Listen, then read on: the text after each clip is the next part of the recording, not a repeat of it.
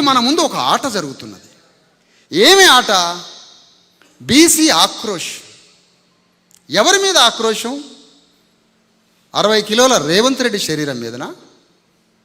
కాదు. ఎవరి మీద? వ్యవస్థ మీద ఆక్రోషం, సిస్టమ్ మీద.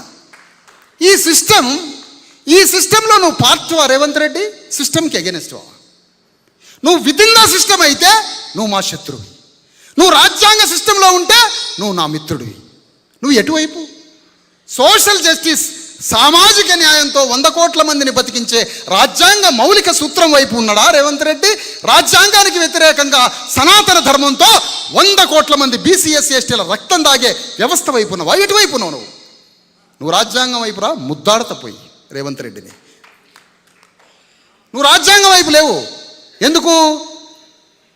నువ్వు 42% 9th షెడ్యూల్లో పెట్టేయడానికి నీ యుద్ధం ఇంతవరకు మొదలు పెట్టలే. ఎందుకు? బీసీలదేముందా? ఏందా బీసీలది? వాళ్ళ గురించి తెలియదా?